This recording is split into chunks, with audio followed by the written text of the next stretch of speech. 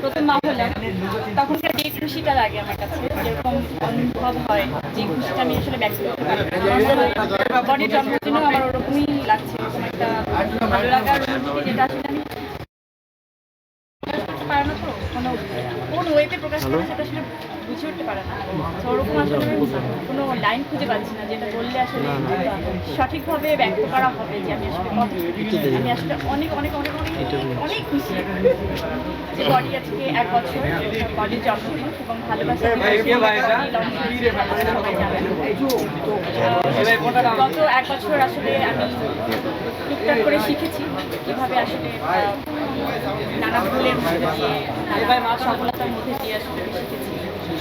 আমার মনে হয় সামনের পথ চলাগুলো আমার জন্য আরও মজবুত হবে। আপনারা যেভাবে আমাকে সাপোর্ট করেন, ভালোবাসেন, আপনাদের নিজস্ব ব্র্যান্ড করে নিয়েছেন, আমি সবার প্রতি অনেক বেশি কৃতজ্ঞ। এই ভালোবাসা যে আপনি বলছিলেন স্টেজে যে ইন্টারন্যাশনালি ওটা আসলে একটা জায়গা যাবে, এটা আসলে পরিকল্পনা কি বডিটা নিয়ে? আমি যখন এটা শুরু করি তখন তো আমি একদমই একা একা চিন্তা করছিলাম।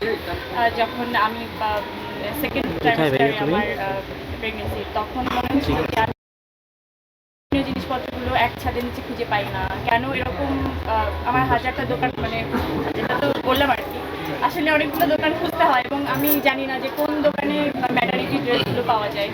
নির্ধারিত কোনো দোকান ছিল না আমার জন্য।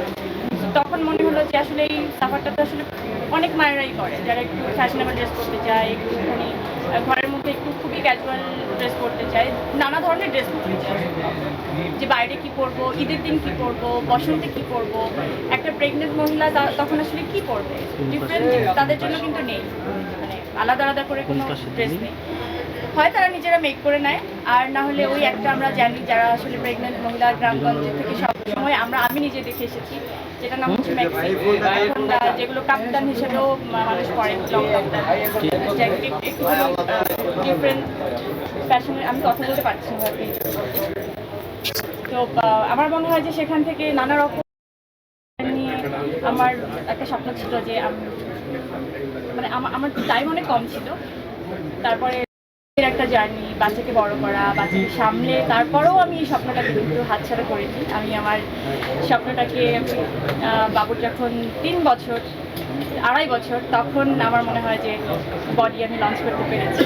তো 2.5টা বছর আমার জন্য 3 বছর, 3টা বছর আমি আসলে এই ড্রিমটা দেখে বডি লঞ্চ করা, তারপরে এখন আজকে 1 বছর হয়ে গেল বডি লঞ্চ হয়ে গেল।